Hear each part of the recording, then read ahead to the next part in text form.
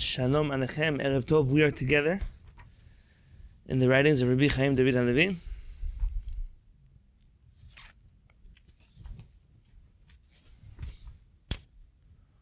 The page number in the page numbers of the actual book itself should be page 43. Do you see that? 43 is, I don't know how many pages into the PDF it is. Probably 5 pages into the PDF.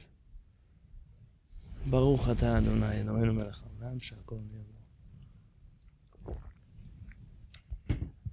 Rabbi Chaim David Halevy was telling us last week, first off, that the most important halakha that we should remember when discussing issues of politics and religion and Jewish national law is v'ahavta l'reacha kamocha ani Adonai, is that you can only do this in the context of loving each other. It doesn't work if we are hating each other and fighting each other and everybody's a traitor and everybody's evil and everybody wants to undermine the Jewish people. It's not the right way, or it's not the correct climate in which to have those conversations. The next thing that Rabbi Chaim David Halevy introduced us to was the seemingly new concept of a clash between church and state.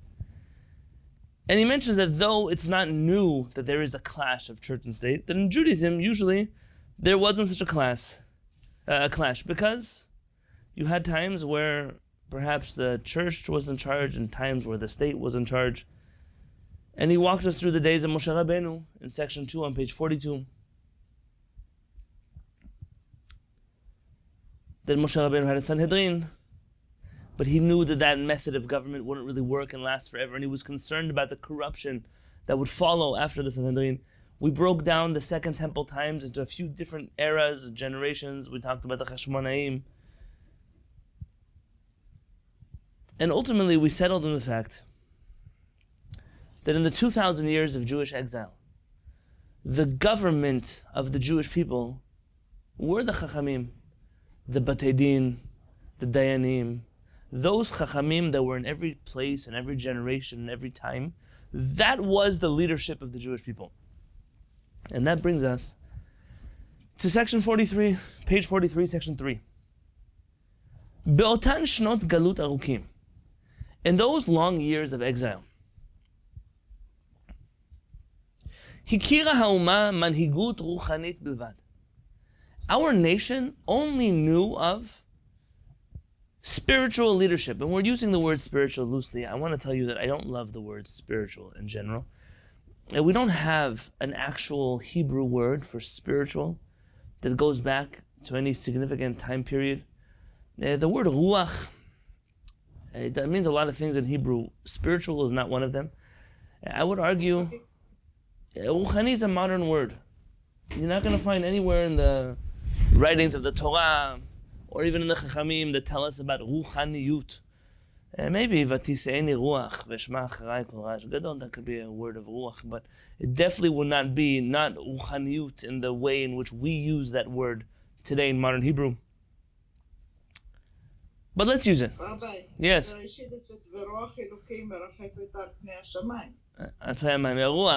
Akadosh Baruch Hu has ruach. We all have ruach. Look, I also have ruach, but that doesn't mean that there's something called ruchaniyut. In general, it's a false dichotomy that's created by certain Jewish communities. There's ruchaniyut and there's gashmiyut, and then it's the same people who split the whole world into kodesh and chol and all. Not that we don't have a separation of. I'm talking about, for example, in terms of education. There's limudei kodesh, there's limudei chol. It's a world that loves to pit things against each other, and it's not the way in which our chachamim viewed the world. The word that you're looking for when you say ruchaniyut, listen carefully, is the word kiddusha. In Judaism, we have a concept of kiddusha. Kiddusha is not ruchani, it's not spiritual. For example, when a man and a woman marry each other and they're intimate with each other, it's kiddushin. There's something kadosh.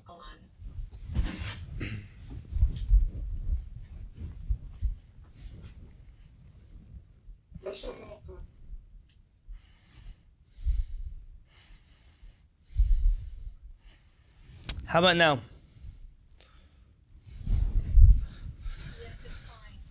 Okay, thank you. When we When did I get cut off? You're talking about Kodesh and Ruchaniyot. Okay, so Uchaniyut is the word that the Israelis use. The word we're thinking about is Kiddusha. Kiddusha, though, is not spiritual. Kiddusha is everything. So when a man and a woman are married, there's an act of Kiddushin. Shabbat is a day in which you eat and drink and sleep and study and pray.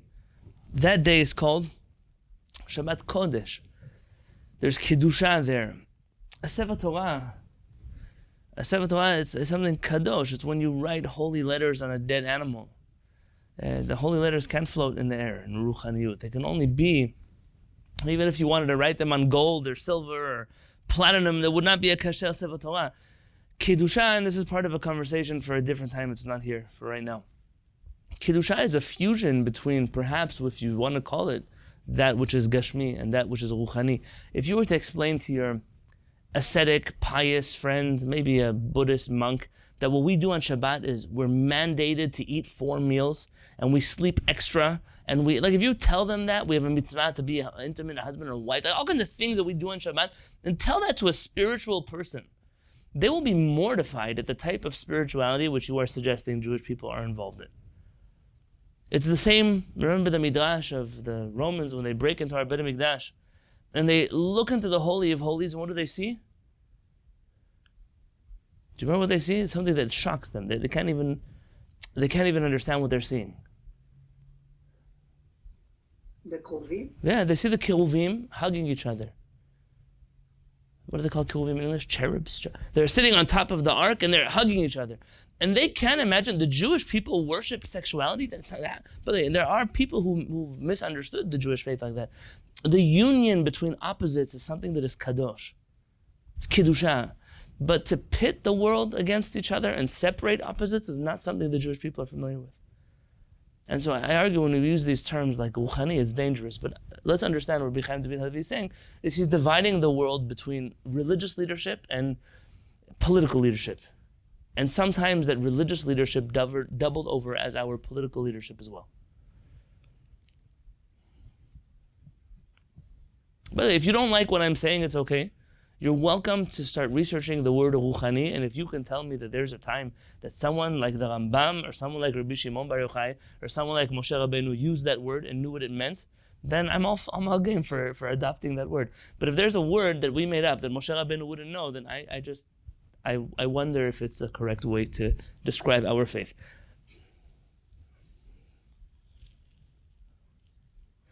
ומצבה הרוחני של האומה בכל תקופה ובכל מקום נמדד ביחס למנהיג ולמנהיגות שבאותו דור ושבאותו מקום. And if you wish to see the spiritual state of affairs, the religious state of affairs of the Jewish people, all you had to do is identify who was the leadership of that generation, and based on the leadership of that generation, you could very quickly tell what that generation is all about and why the generation has the struggles that it has. In the words of our Chachamim, say that if you see puranut, you see disaster befall the Jewish people, tzeh uvdok, go and check b'shoftei Yisrael, in the leaders of the Jewish people. The Jewish people don't mess up on their own. The Jewish people usually end up in disaster because of inept leadership. When we have inept leadership, that usually causes disaster to happen to the Jewish people. And that's why when we were reading from Chacham Fa'ur's Shadow of History, that whole book is attempting to show you can't blame HaKadosh Baruch Hu for all of our problems. There are problems which we bring upon ourselves, and very often those problems come from, where's the leadership? My wife and I recently were discussing, somebody on this call, someone who's in our house, they know who they are, about the lack of leadership that we see in the Jewish community, especially in the last 6 weeks. You know, I was really excited when I saw the chief rabbis get together to proclaim something. And then I saw that the chief rabbis proclaimed, at least one of them, that at 4:30 p.m. New York time, all the Jews should get together and say Pitum HaKtoret, the incense offering. And I thought to myself, what do I need a chief rabbi for? People say Pitum HaKtoret twice a day or 3 times a day, depending which nosach they pray. I don't need a chief rabbi to lead the Jewish people in some mumbling of words at 4:30 p.m., united mumbling of words. It doesn't matter if it's all done together. Leadership requires stepping up to the plate. having a vision for the future, understanding all walks of life of the Jewish people. What are they supposed to be doing now? How do we mobilize ourselves? Not just our troops and our soldiers, but all levels of Jewish life. And unfortunately, as much as I've seen the Jewish people step up to the plate, and the Jewish people in the last 6 weeks have blown me away, I've been very underwhelmed by the leadership of the Jewish people, religious leadership, political leadership. I've seen the people do so much more than those who purport to lead us. The judges judge. Sometimes we're able to judge our judges. Oy lado sheshafat et shofetav.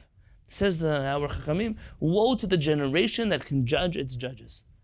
It's a terrifying thing to live in a generation where the problems that we see, we can easily identify where they come from. By the way, sometimes you can learn a lot about a generation from the writings that the rabbis of that generation left behind.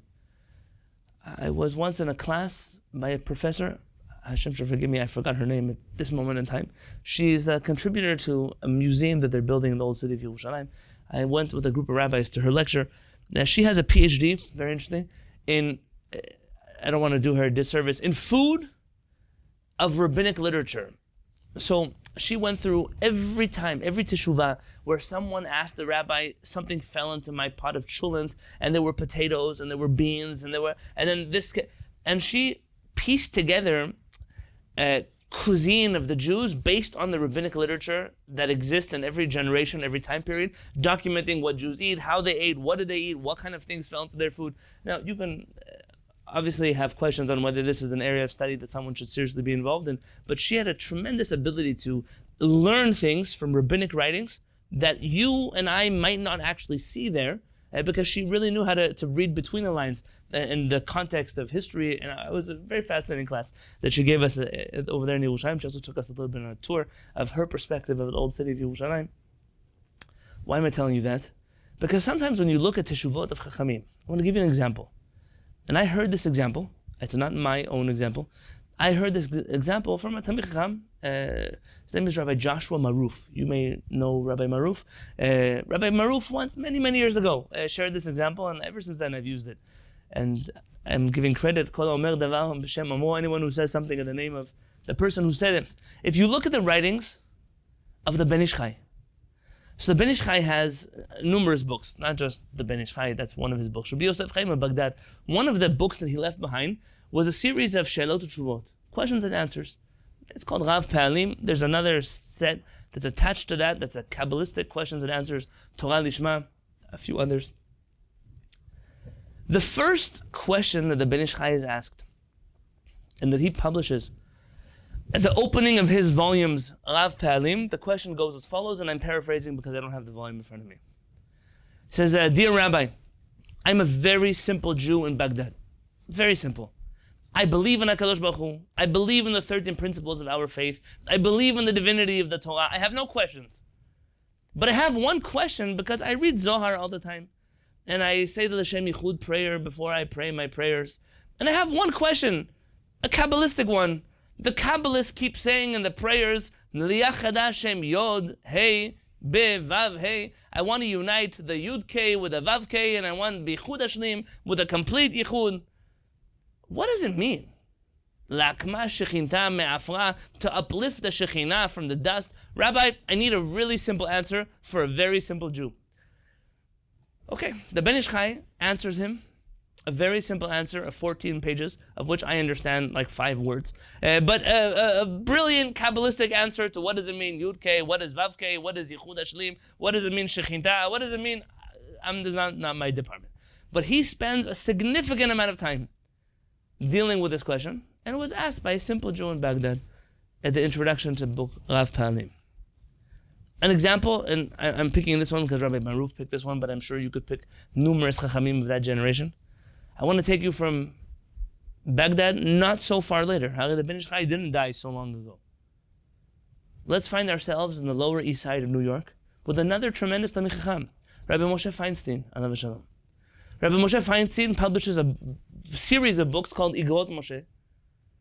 You should know, when I was in Israel, most Ashkenazim didn't study the writings of Rabbi Moshe Feinstein. You might be surprised to hear that in America, because in America, Rabbi Moshe Feinstein was this tremendous Talmid Chacham, but in Israel, they viewed him as I don't want to say anything.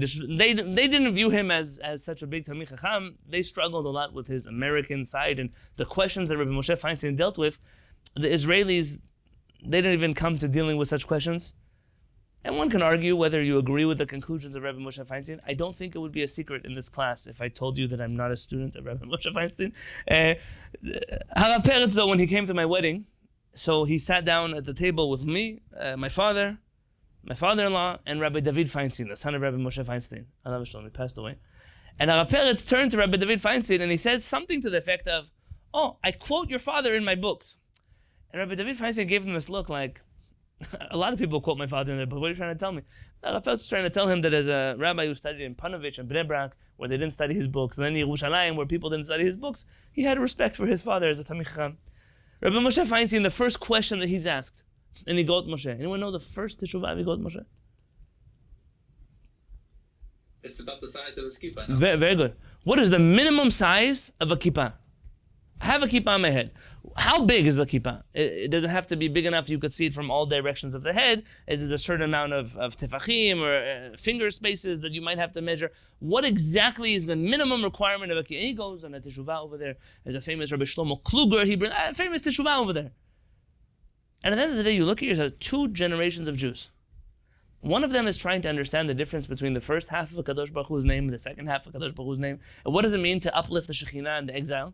And it's not even 75 years later. It's not even 100 if you want to push it. I don't even think it's that long. The Jews in New York are busy trying to figure out what is the minimum halachic requirement of a kippah. And you ask yourself, so what happened? What happened that we go from one generation like this to one generation like that? Another example, and this one I'll tell you on my own. If you look at the writings of our Chachamim throughout the generations, there are 4 sections of Shulchan Aruch. You have section 1, Orach Chaim, deals with daily religious life. Prayer, Shabbat, washing your hands in the morning, tzitzit, tefillin. You have Yoreh De'ah, more religious laws. Shechita, Nida, Kashrut, Tzedakah, Talmud Torah, those things.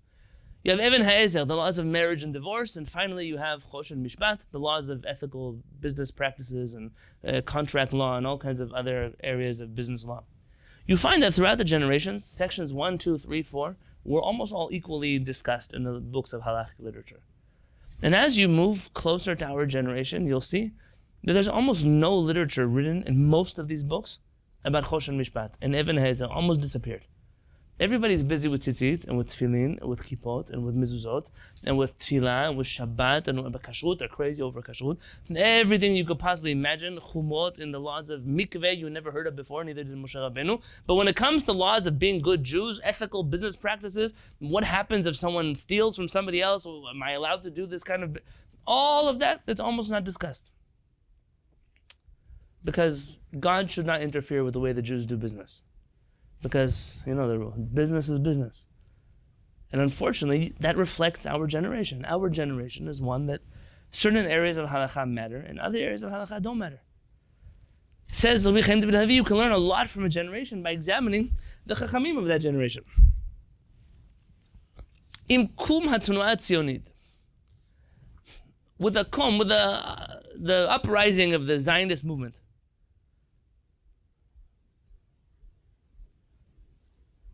so this is not talking about the state of Israel, right? It's talking about the actual political Zionist movement. And for those of you who spent the summer studying Sephardic political Zionism with me here in the Beit HaKnesset, I'm not referring to what you and I know. I'm referring to what the world understands as political Zionism. Theodor Herzl, Dreyfus Affair, David Ben Gurion, you know, the propagandized version of Zionist history. Im kom hatnuah tzionit, with the rise of the Zionist movement, המנהיגות המדינית של האומה בתקופת המדינה בדרך החלה להסתמן פה ושם אותה התנגשות בין המנהיגות הרוחנית לבין המנהיגות המדינית החדשה. For the first time in 2,000 years, you now had what we might call political leadership in the Jewish people that was not religious per se. The Zionist movement, and he calls it the Tkufat Hamdina Baderech. It's not exactly the founding of the State of Israel, but in the years leading up to the founding of the State of Israel.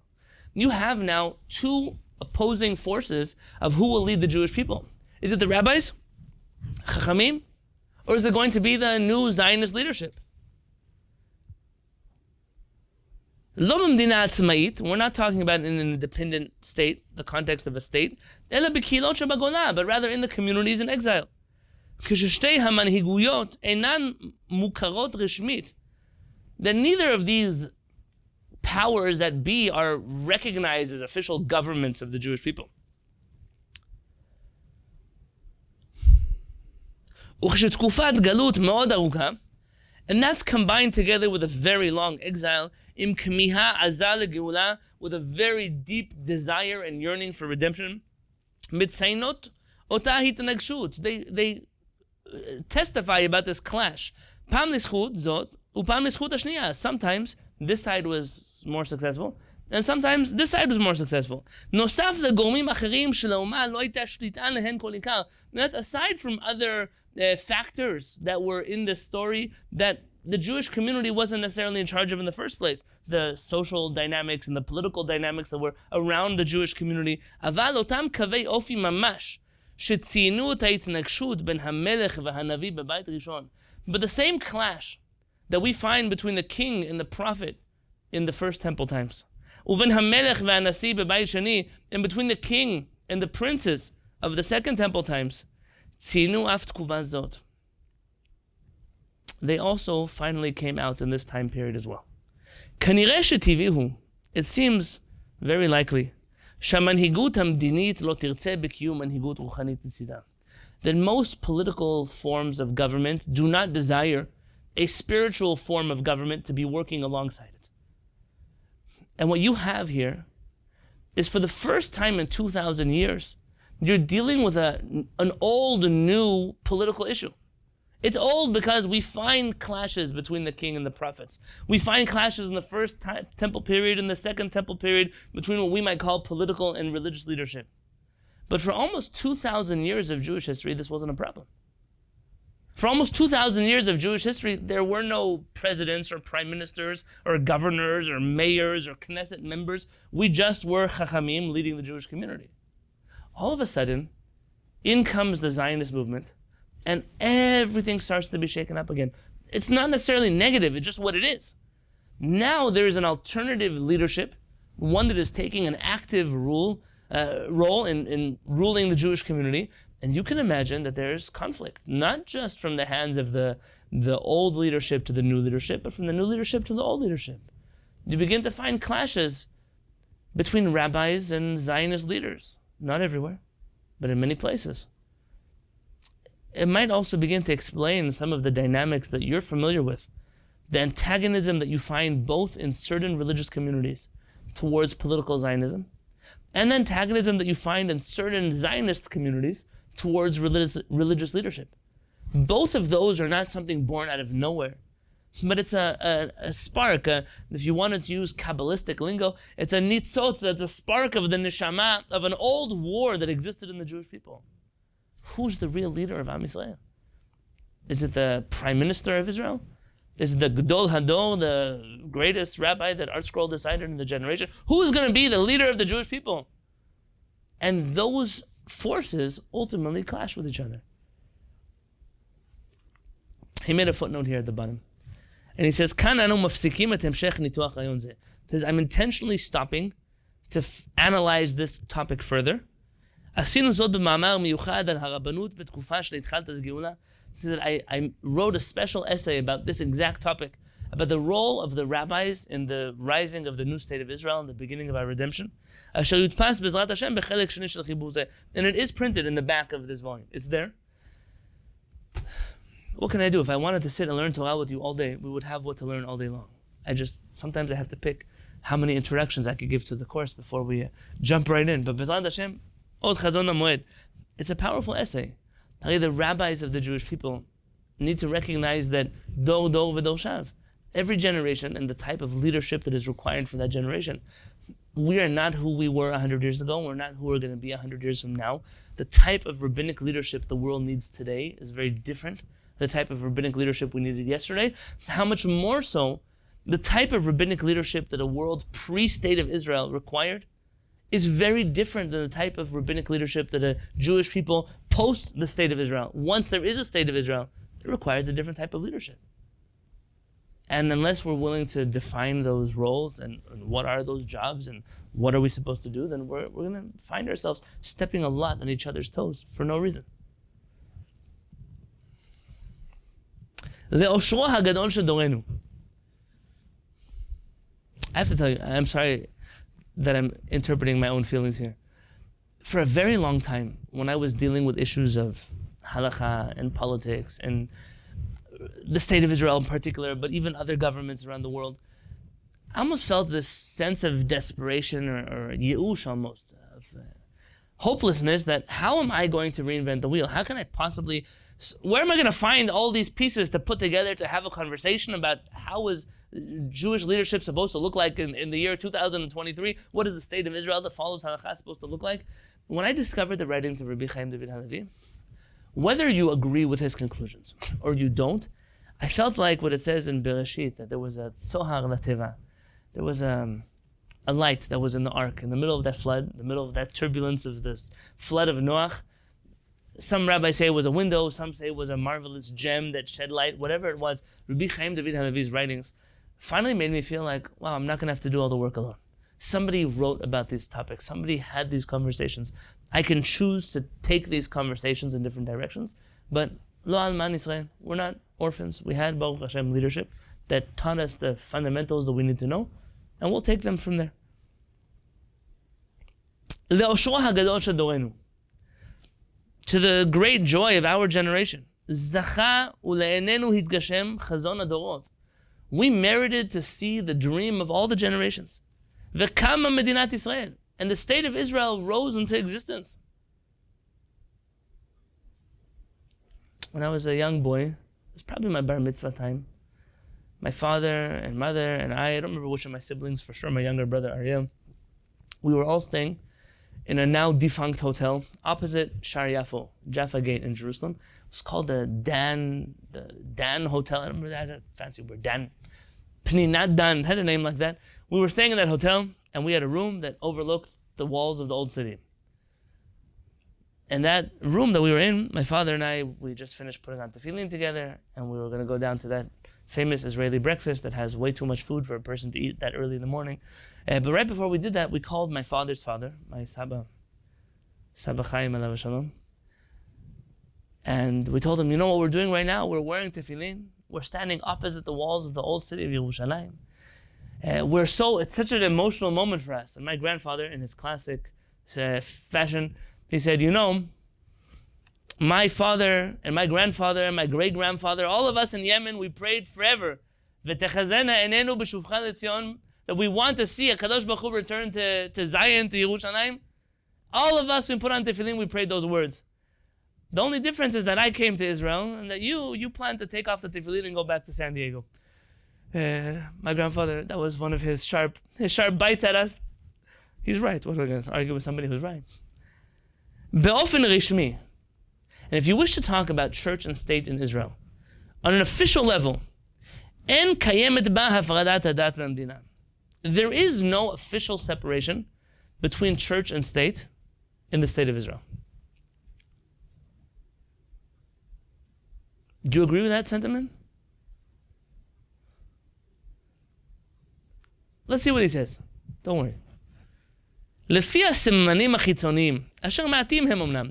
Based on the external signs, superficial level look at the state of Israel, and there's only a few of those signs, מסגרתה הרשמית של המדינה היא דת ישראל. The basic framework in which the state of Israel operates is that it follows the religion of the people of Israel. It is a Jewish state. You hear this all the time. It's a Jewish state, it's a Jewish state, it's a Jewish state. It doesn't matter that we have something like 1.5 million Arab citizens, maybe even more in the state of Israel, that are not Jewish. There's 400,000 citizens that come from this former Soviet Union who officially the state of Israel doesn't recognize as Jewish. We still say it's a Jewish state. By the way, this leads to many questions. When you stand up and say Hatikva, I recommend for a moment that you go check the original version of Hatikva. We got stuck with the dumbest, simplest version of Hatikva ever written. The original version of Hatikva, both the ones sung in Ashkenaz and the ones that you hear coming out of Libya and out of Algeria, beautiful words.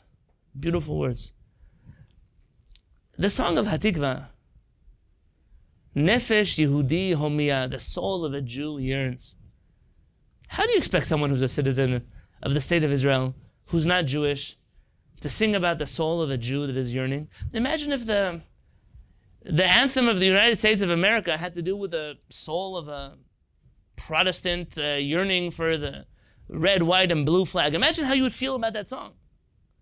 You should know there are universities in Israel. My aunt works in a university. I think it's already 10 years now that they don't sing Hatikva at their graduating ceremony. It's a marginalizing anthem that does not represent all the citizens of the state of Israel. Clearly, that's not my campaign right now. But when you're looking at the state of Israel, whether the state of Israel has internalized this or not, on a very superficial level, we operate as a Jewish state. It's a state that follows very loosely, but follows the religion of Israel. But it's not a secret. It's not a secret that Torah and mitzvot are not an integral part of how the government functions as a government. The people in the government may feel very proudly about their Judaism. They may feel very Jewish and very observant, some of them, of their Judaism. But the Torah, mitzvot, it's not, in the middle of the Knesset proceedings, if you're going to whip out your Sefer Torah and roll to Parashat Va'etchanan, everyone's going to think you're crazy. You may be a religious person or maybe a religiously inclined person. You'll quote Torah in your speech at the Knesset. But the official place of Torah, mitzvot in the state of Israel, it's not really there, though there is no separation of church and state. Lashav tzoakim ele harotzim ba'afradat hadat mamdina. All those who shout and yell that there should be a separation of church and state in Israel, they're screaming for nothing. L'maaseh, kvar nifreda hamedina mehadat, because already, unfortunately, the state has separated itself from the church. There's no need to scream about it. What are you protesting about? The state of Israel is not a religious state of Israel. It has consciously moved itself away from being a Torah state. ואלה הרואים קשר וגשר בינה לבין הדת באמצעות חוק נישואין וגירושין על פי ההלכה. And those who see some kind of connection between religion and state in the modern state of Israel, whether it's through the laws of marriage, that you're required to get married as a Jew, at least through the Rabbanut, through the Chief Rabbinate, or divorce, there is no civil marriage or divorce. You must get married and divorced through religious systems in Israel. או באמצעות ימי מנוחה רשמיים, or because there are official days of rest in the state of Israel, like Shabbat or holidays. Try going to the passport office on Pesach. It's closed. Doesn't matter. Even the Muslim workers in the passport office are on vacation for Pesach. That's just the way that the country works. או כשרות המטבחים בצה"ל, or the kashrut of the kitchens in the army. The Israeli army, doesn't matter where you are and which base you are in, officially, all the bases are kasher, on a basic level of the standardized level of kashrut of the chief rabbinate. I actually want to make a note about that in a moment, but let me finish this point first. To'im hem. Those people who think that the lack of civil marriage or divorce, or the fact that there are days of rest that are official days of rest, that are Jewish days of rest in the state of Israel, or the fact that Israeli army kitchens are kosher, tells you that there is no separation of church and state, they're mistaken. They don't properly understand why those things exist in the modern state of Israel. And here I'm going to pause, take a completely different tangent. When this war started, one thing we noticed, like I mentioned earlier, that the citizens of the state of Israel stepped up to the plate. People are sending in food from everywhere, like not even a normal amount of food. Restaurants, top 5-star restaurants are showing up at army bases, rolling out tomahawk steaks and all kinds of, you can't even imagine what's going on in the army. They went from eating canned tuna and corn with chalva. They went to eating meals that you and I probably couldn't afford to buy them in a restaurant. And it's been an incredible thing because you see restaurants that in the last year were intent on not having kashrut certification. They don't want to be kosher. They're in Tel Aviv. They don't need, all of a sudden they have mashgichim blow-torching their kitchens because they want to be able to serve food to the soldiers in the state of Israel. And I told my Kehillat already 6 weeks ago, the achdut, the unity that you're seeing in the state of Israel right now, in the Jewish people around the world right now, it's real. It's real. Just like the anti-Semitism that you're noticing is real, it's not a figment of your imagination, but the unity that is inside of the Jewish people is real also. I've been warning here in this Kehillat for the last year that a civil war, in my opinion, is possible in the Jewish people. I'm not a person who believes that everything is going to be great, HaKadosh Baruch Hu is going to save us. The Jewish people can reach a point where we are so broken and so pitted against each other that we can fight and hurt and kill each other. We've done it so many times in our history, there's no reason for you to believe that it can happen. And in a modern state of Israel, this could happen because everybody, both sides of any political conversation, are trained soldiers and they're combat soldiers. They know how to use weapons. And if chas v'shalom, the Jewish people wanted, like some people were talking about 2 months ago, to separate the Jewish people between the state of Israel and the state of Yehuda. Israel for the Israelis and Yehuda for the Jews, for the Yehudim. That's what they were talking about. Now, it could be crazy people, but it doesn't matter. Such a thing can happen, which is why the whole time, I spoke yesterday with Professor Tzvi Zohar, a good friend of mine, a mentor in terms of Sephardic history and philosophy. And I told him, I said, the last year I've spent so much of my time trying to calm the spirits of people because we need to realize that if we don't keep our emotions in check, the Jewish people can go to war against each other. I believe it. And what we see now is a complete 180-degree national teshuvah. The same people who called each other traitors and heretics and you hate the state of Israel and you're a backstabber, they're all right now wearing green uniforms together, being traitors by protecting all of the Jewish people in the world. The achadut that you notice is real. It's real. It's not fake. It's very important. Some achadut, we've seen achadut over the history. The same people say achadut, achadut, and then the next day they trash each other. And that's fake. What you see now is real. And you realize that I'm watching soldiers and people are bringing food from all over the place. And they're eating the food. People with kippot, people with peot, people with tzitzit. By the way, there was a lady who was interviewed. She's looking for, ever since she came back from the army, she's looking to date somebody, but she doesn't know who's religious anymore. Because all these soldiers are wearing tzitziot. She can't tell. She doesn't want a religious guy, but everybody's wearing tzitziot. She's not sure what to do. It's a complicated situation, but the Jewish people are good. And they love each other. And they eat with each other. And all of the bandats and mehadrin and rabbanut and all of that exists in civilian life.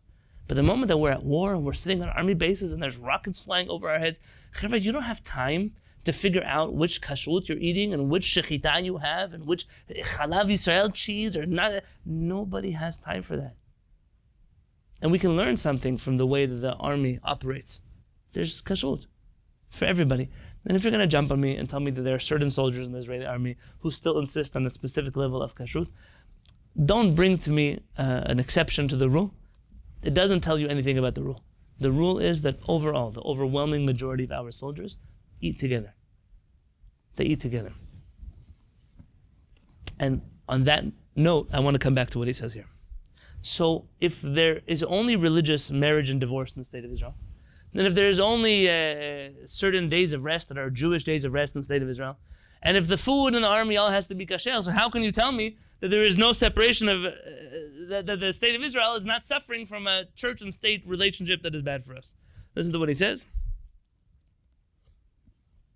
Chok nisuin v'gerushin al pi halacha.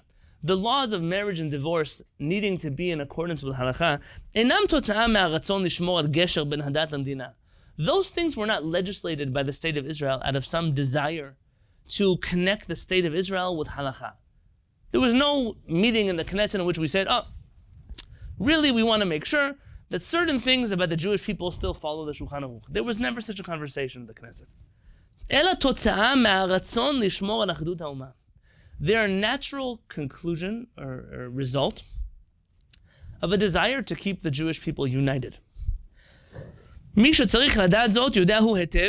Anyone who needs to know knows this very clearly, that without the law of marriage and divorce, the nation that is dwelling in Zion will very quickly turn into two separate nations.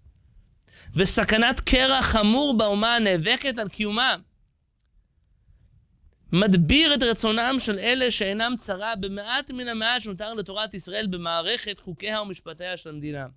And there are people who use this to try to further a divide that is real and exists in the Jewish people, and use this idea to force the divide even wider. You know something incredible? Rabbi Yosef Zarnigan bought me a book, I'll probably quote from next week, from an attorney in America. His name was Isaac Allen. He graduated from New York University in 1903. He was a student of the Lomza Yeshiva in Poland.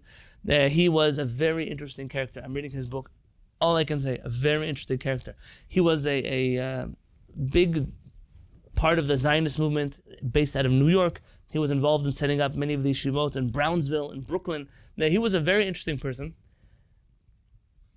In this book, I was going to quote something to you right now.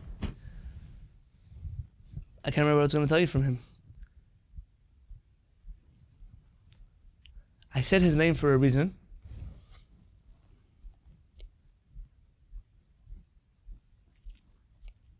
He talks about intermarriage. When he came to America, and he saw the amount of Jews that are marrying non-Jewish people.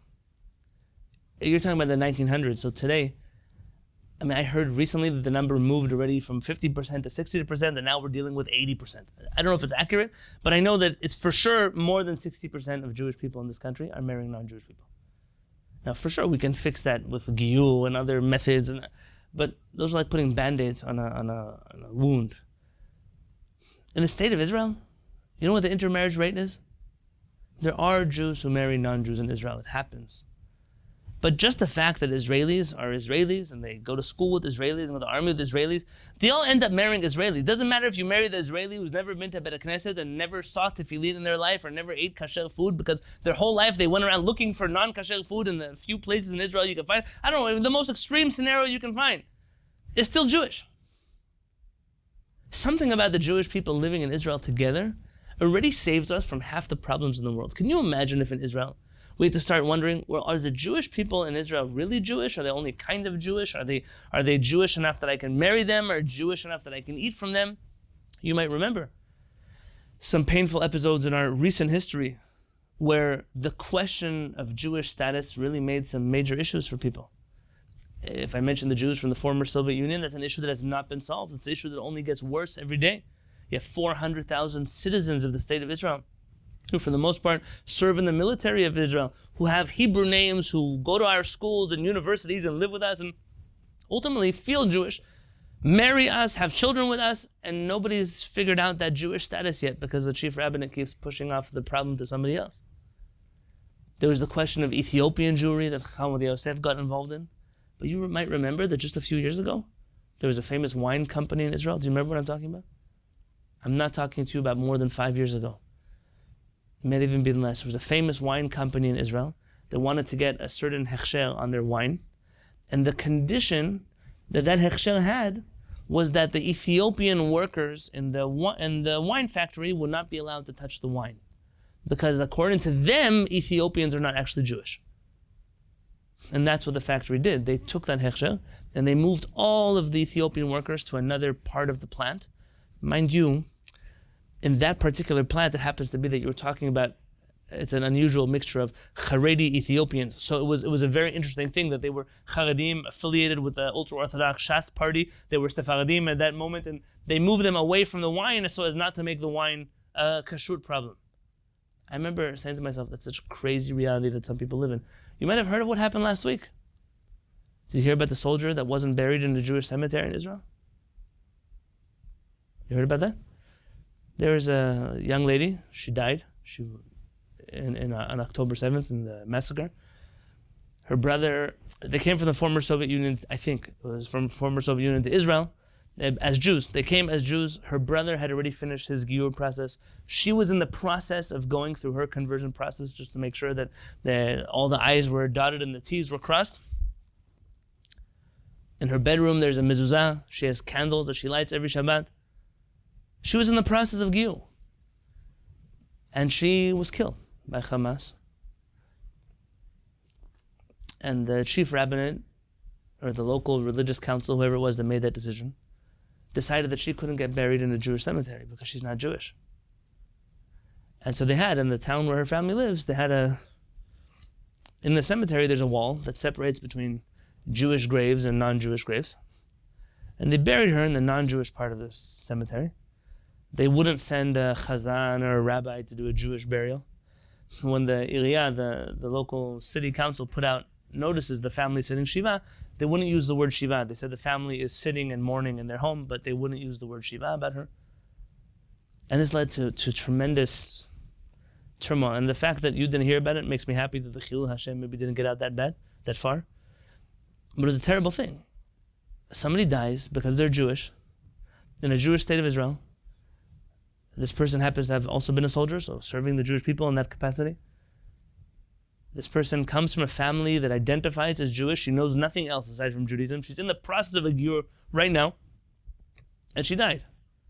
And they buried her behind a wall. A number of Talmidei Chachamim in Israel, Rabbi Chaim David, Rabbi Eliyahu Abergel, they wrote teshuvot, proving that she could be buried in a Jewish cemetery like everybody else, and she should. That she's part of the Jewish people, the halachic rationale, if you like. Maybe one day we'll go through their teshuvot. Very fascinating and very courageous halachic leadership that was ultimately ignored because their opinions don't matter. I think to myself, can you imagine what could have happened if we would listen to sane rabbinic leadership? The Kiddush Hashem that could have come out of this, instead of the desecration of God's name? But here's what happens. When we allow for a change in the status quo, I'm going to use that word, about marriage, about divorce, about conversion, about halakha in general, kashrut, what ends up happening is what you see all around you in America, or in Chutz La'aretz in general. You go to a community, right? I'm sure that many of you pray in one community, one synagogue, you pay membership to the same rabbi. Yet some people will eat at your house and some people won't eat at your house. The rabbi might eat at your house, the rabbi might not eat at your house. Sometimes what might happen is that some people will play with your children or they won't play with your children. Maybe some people will come to your daughter's bat mitzvah or your son's bat mitzvah, some people won't. Everybody in their varying religious levels. Some people will get aliyot, some people won't, some people are counted for a minyan, some people are not. You're all part of the same community, but if you want to know how that community functions, completely dysfunctional. You're just so used to it because that's normal that you think it's normal. But it's not normal. And the founders of the state of Israel recognized that the state of Israel, if it operated like an American Jewish community, would fall apart in a matter of days. It can't do it. You can't have multiple standards of kashrut or marriage or divorce. We all have to agree on something. And you're right. In that area of life, those who were not religious compromised and allowed for a religious system to step into place because they knew that marriage, divorce, kashrut, and the military, those are things that keep a nation united because the alternative would be chaos. And the state of Israel did that for the sake of unity, not for the sake of protecting Jewish religion or incorporating Torah into the governance of the state of Israel. You understand the difference? It's a nuance that Rabbi Chaim David Halevy is showing. It's not a matter of the state of Israel adopting Judaism as its religion or the Shulchan Aruch as its code of law. It's a matter of they don't want the country to go into civil war. Let me see if I can finish up this section.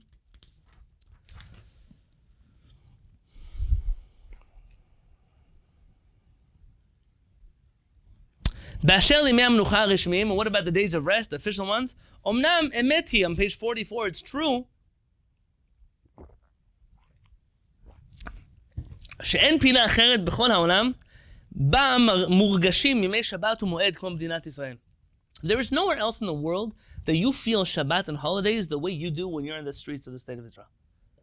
You go to, right now, you're walking around New York, you walk around San Diego, you walk around any city in this place, you see Christmas trees and you see lights and you hear all the same holiday songs, most of them written by Jews. You hear all of them in the malls over and over and over and over again. You put on the radio, I don't know if anyone listens to the radio anymore. You put on the radio, all of these things, that you're assaulted by the holiday season. And the truth is that if you celebrate these holidays, it's really exciting. Everywhere you go, the whole world is celebrating this holiday. Even the can of Coca-Cola you're going to see at the gas station is going to have Santa Claus on him. This is an incredible feeling for someone who celebrates these holidays. In Israel, it's exactly that about Chanukah though. Everywhere you go, the day after Sukkot, what do they start selling in Israel? Sufganiyot. They take it seriously. It's not 8 days of donuts, it's 8 weeks of donuts. Everywhere you go, Chanukah. The bus even says, Chanukah Sameach. There was a famous story once about a few American students that were trying to get on the bus, but they couldn't figure out where Chanukah Sameach was. The bus said it was going to Chanukah Sameach, but they didn't know where that place was. It's a certain reality that Israel is a Jewish state. It's hard to find food that is chametz on Pesach, it's hard. But there's nowhere in the world that you feel holidays like in Israel. The state of Israel does recognize Jewish days of rest as holidays. But is that not a normal, natural thing? Could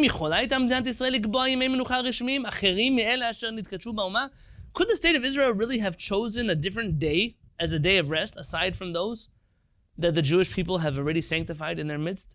There was a Knesset member a while back who tried to turn Wednesday into Israel's official day of rest. But the guy couldn't get any votes in the Knesset. They already have Shabbat. Why would I get Wednesday? I mean, a nation that doesn't have Judaism needs a day of rest. Let's choose Wednesday. But we, the Jewish people, we have a Shabbat. What do we need Wednesday for? ולכן, and therefore, לצערנו הגדול, אין ימים אלה נשמרים בהתאם לדרישת מצוות התורה. But because these days are not sanctified as days of halakha, they're just days of rest because they're cultural days of rest of the Jewish people, they don't follow the mitzvot of the Torah. כי קביעתם לא באה מתוך הכרה במקומה של הדת במדינה, אלא משום שיש הכרח ביום המנוחה השבועי. Because there's a need to have a day of rest, and the Jewish people chose a day of rest. It's not that the Torah said, Zachor et Yom HaShabbat HaKodsho, and that's why we have a 7th day of rest. That's not why we have Shabbat as a day off in Israel. וזה לא יכול להיות באופן טבעי יום אחר מחוץ לשבת. And it's natural that Shabbat would be that day of rest the state of Israel would have. ולכן, and therefore, צביונם הדתי המקורי אינו מתבטא בחוק המדינה, אלא ברצון העם. Sorry, I skipped a sentence. וימי חג ומועד שנתקדשו באומה אלפי שנים, אפשר היה להתעלם מהם? If there are days of rest and holidays that were sanctified by the nation for thousands of years, it's not even possible the state of Israel could have ignored them if they wanted to. If the state of Israel wanted to get rid of Shabbat, it still wouldn't be able to. Shabbat would still be Shabbat. Not just the religious Shabbat. The fact that Israelis don't want to go to work on Shabbat. The fact that Israelis want to be at the beach on Shabbat. Shabbat is the Israeli day off. ולכן צביונם הדתי המקורי אינו מתבטא בחוק המדינה, אלא ברצון העם. So the flavor of these days of rest doesn't come from halakha, but it comes from the nation itself. It's not that it was legislated that Shabbat is the Israeli day of rest. It's that the desire, the will of the people of Israel is that Shabbat be a day of rest. ולכן, and therefore, גם ללא חוק, even without a law, גם ללא חוק זה, היו ימים אלה נקבעים על ידי העם בבדידתו לימי מנוחה. The nation would have chosen Shabbat anyways, whether or not the state of Israel legislated Shabbat or not. The Jewish people would choose Shabbat. ולכן לא הרי שבת ירושלים, כהרי שבת חיפה. And that's why the Shabbat of Yerushalayim doesn't look like Shabbat of Haifa. What's the difference? Depends on the population. In Yerushalayim, it's very normal. You're going to see everything shuts down. The buses stop, the cars stop, the bikes stop, everything stops. It's Shabbat, it's Yerushalayim. Haifa, listen, there are religious Jews in Haifa, but they're not only religious Jews in Haifa. You'll notice the buses stop because the buses don't run, but people drive, they go to the beach, they go shopping, they do whatever else they do. And that's true. It's a day of rest, but every community chooses what that day of rest looks like. It doesn't necessarily follow the rules of the Torah because it's not there as a Torah holiday. It's there as a cultural placeholder for the Shabbat that we used to observe. HaKashrut b'midrachei tzahal, the kashrut in the kitchens of the army. Hi mechuyevet hamtziut. It's a necessary thing.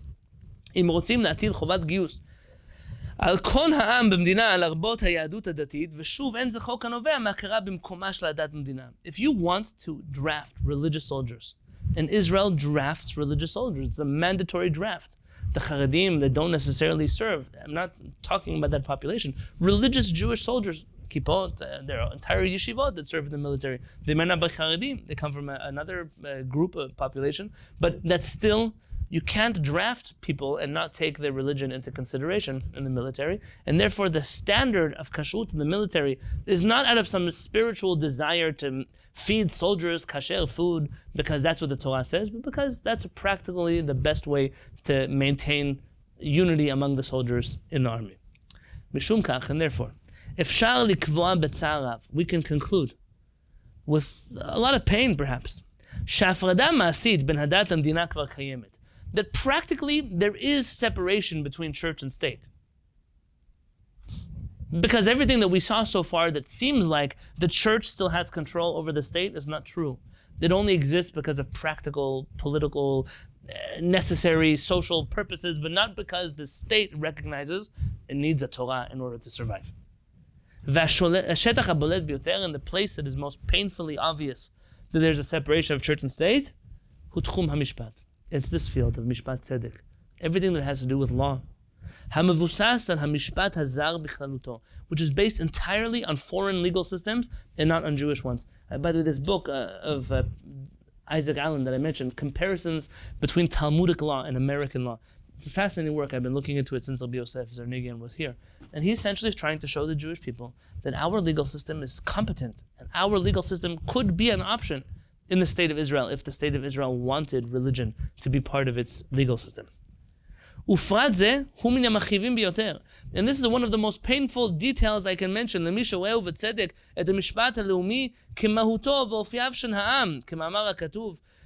we see that a nation's laws represent the soul of the nation, the character of a nation, the fact that the Jewish people have chosen foreign legal systems as their law is very painful. It tells us about the soul and the character of the Jewish nation right now. The Pasuk says, Ushmartem va'asitem. You should observe and perform these mitzvot. Because it is your wisdom, it is what makes you wise in the eyes of the nation. That will hear all of these laws, and their reaction to the Torah will be Devarim chapter 4, verse 6. What a wise and discerning, what a brilliant nation we have. That wasn't talking about the laws of tefillin. Do you wrap the tefillin out or do you wrap the tefillin in? It wasn't talking about kashrut. What happens if a drop of milk falls on the outside of your pot while you're making chicken soup? Nobody heard those halachot and said, wow, am chacham v'navon hagoy hagadol hazeh. The Jews are a brilliant people. Nobody. When you look at the laws of how we govern ourselves, the way that we fought for freedoms of people, you look at the civil law of the Jewish people, people have no choice but to walk away and say, Ki am chacham v'navon hagoy hagadol hazeh. U'mi shebaki b'mishpat HaTorah yodeahu, ki gam ata. אחרי התפתחות של המשפט בעולם במשך אלפי שנים, יכולים אנו לומר בבטחה. Even after the development of law in the last 2,000 years, we can still say about our law, ומי גוי גדול, אשר לא חוקים ומשפטים צדיקים ככל התורה הזאת. Which other nation has such righteous laws like our law? אם אמנם מתעקש המתעקש לומר שגם באלה די להוכיח שאין הפרדה בין דת ומדינה, and if you still wish to insist to me, says Rabbi Chaim David Halevy, that because of these few areas of law that still have religious influence in the state of Israel, that there is no true separation of church and state in the state of Israel, I'll respond to him as follows. Shachen kayam, yes, you're right, there is a bridge between church and state in Israel. Kayam gesher dak shel niyar ma'al nahar goesh v'soer. There is a bridge made out of paper that is suspended above the most raging river you've ever seen in your life. That bridge of paper that will be swept away in just a moment by the raging white waters of this river, that's the connection between church and state in the state of Israel. That bridge is still the last connection between religion and state in the state of Israel. Rabbi Chaim David Halevy is pointing something out in preparation for what we're going to be learning with after my trip. I'm returning from Mexico, B'ezrat Hashem, and we'll have a shiur in 2 weeks from tonight. So not next week and not the following, but one more week. We're going to really get into the heart, the crux of this issue. So what is the state of Israel? How does the state of Israel identify? What is it most similar to? And what you're seeing here is something fascinating. That all the religion in the state of Israel is dependent not on legislature, not on legislation, but on education. Whatever the Jewish people want is ultimately what happens in the state of Israel. The Jewish people want to go surfing on Shabbat, so they don't work on Shabbat. That's their decision. That's what the Jews of Israel want. The Jews of Israel don't want to eat chametz on Pesach, so nobody sells chametz on Pesach. But not because of the law of no selling chametz on Pesach is there no chametz on Pesach. There is no Torah manipulation of the state of Israel. To the contrary, it seems to be that it's the willpower of the people to observe certain precepts of the Torah that ultimately give those mitzvot any type of life in the modern state of Israel. And that's going to perhaps help us unlock the conversation. Can we turn the state of Israel into Torah state of Israel? Maybe, but it's not going to be the way that most people think you do it. And if I can, just before I close the book and wish you all a good evening, if you go research today, the laws that were made by religious groups. For example, the law forbidding the sale of chametz on Pesach. You know that Israelis never sold chametz on Pesach? I think something like 90% of Israelis eat kasher Pesach food. It only happened that when they made a law forbidding the sale of chametz on Pesach, all of a sudden restaurants opened up selling chametz on Pesach. There was no law prohibiting driving on Yom Kippurim. Nobody drove on Yom Kippurim, because famously in Israel, the kids all ride bicycles in the street on Yom Kippurim. Not in a religious way, just that's what happens, because even the freeways are closed. The moment they tried to pass a law forbidding, why would they pass a law about something that nobody does anyways? Leave it to politicians to ruin anything good. You don't have to make a law about something that nobody does anyways. And so what happens, they made a law, and now we're going to drive on Yom Kippurim just to show them that we don't live in Iran. That was their, okay. Just last year, I don't know if you remember, there were whisperings that maybe they were going to ban immodest dress at the Kotel. Whatever that even means. I'm not even sure how you would legislate such a thing or who would enforce such a thing, but that's what they were talking about. There was some talking about it. And for the first time in Jewish history, I'm going to argue it's the first time in Jewish history, some lady showed up with a bathing suit at the Kotel and took pictures, and it was a whole thing. And listen, she can wear whatever she wants at the Kotel. Practically though, until some religious politician thought it was a good idea to ban immodest clothing at the Kotel, have you ever been to the Kotel and seen a person not wearing clothes at the Kotel? Never. I used to live by the Kotel. I'm not talking about scarves and pants and sleeves. Don't do like Beis Yaakov standards of tzniut on me over here, starting to measure people's collarbones. I'm not asking you for that. People dressed appropriately at the Kotel. Until today, people come, they wear nice clothing, it doesn't matter. At the end of the day, people respected that place. When did they start disrespecting that place? When you tried to legislate something that you were supposed to educate about, not legislate. And this is going to be the fundamental principle of Rabbi Chaim David Halevy. You can try to pass all the laws in the world that you want to pass, and you will evoke the feeling of church and state from people, and they will get mad and they will protest in the streets. And it's a waste of energy. Because nothing good has ever happened from forcing people to do things they don't want. The only way you can ever change someone's opinion is by engaging with them and having conversations with them and sharing and hearing and listening and being open to having these conversations. B'ezrat Hashem, when we come back in 2 weeks, we're going to explore the second half of this essay, which is all about, now that we understand a little bit of the problem, maybe we could come up with a solution. But B'ezrat Hashem, I will see you there.